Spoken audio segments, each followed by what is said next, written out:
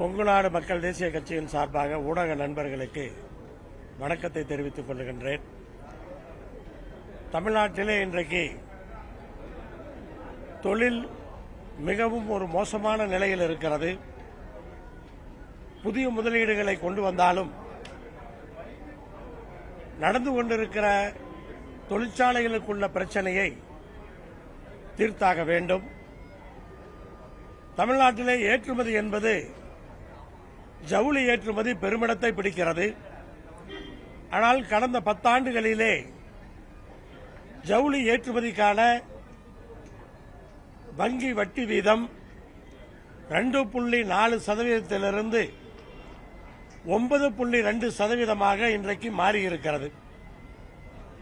எந்த நாட்டிலும் அந்த அளவுக்கு வட்டி வீதம் கிடையாது. ஏற்றுமதியாளர்கள் வேறு நாடுகளோடு போட்டி போட முடியவில்லை. அதேபோல இருந்த சலுகைகளும் முழுமையாக இன்றைக்கு எடுக்கப்பட்டு விட்டது. அப்ப ஜவுளித்துறை மிகப்பெரிய பாதிப்பு. அதே சமயத்தில் விஸ்கோஸ், பாலிஸ்டர் போன்ற அந்த நூல் வெளிநாட்டிலிருந்து இறக்குமதி செய்வதற்கு நிறைய கட்டுப்பாடுகளை போட்டு இந்தியாவில் இருக்கிற பெரும் முதலாளிகளுடைய நிறுவனங்களிலிருந்து வாங்க வேண்டும் என்பதற்காக அந்த தாக்குதலை செய்திருக்கிறார்கள். அதனால் வெளிநாட்டு ஏற்றுமதியாளர்களோடு நாம் இன்றைக்கு போட்டி போட முடியவில்லை.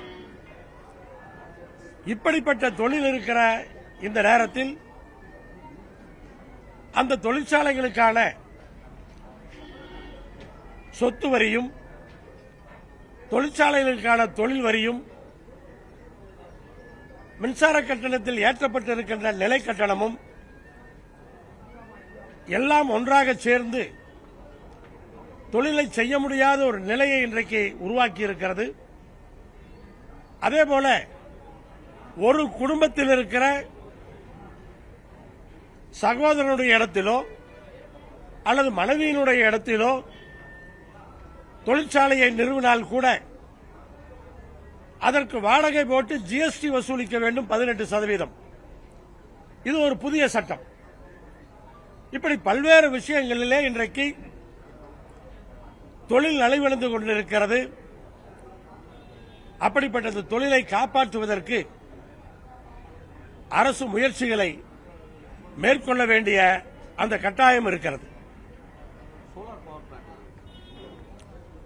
தொழிலை காப்பாற்ற வேண்டும் என்று சொன்னால் தொழிற்சாலைகளுடைய கூரைகளிலே சோலார் மின் உற்பத்தி இயந்திரங்கள் நிறுவப்படுகின்றன.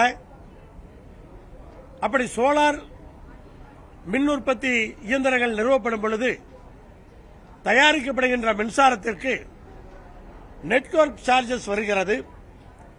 அந்த நெட்வொர்க் சார்ஜஸை எடுத்தோம் என்று சொன்னால் தொழில் காப்பாற்றப்படும். அதற்கான உண்மைத்துவத்தை புரிந்து தொழிற்சாலைகளை காப்பாற்ற வேண்டும் என்ற கோரிக்கை தான் எங்களுடைய கோரிக்கை.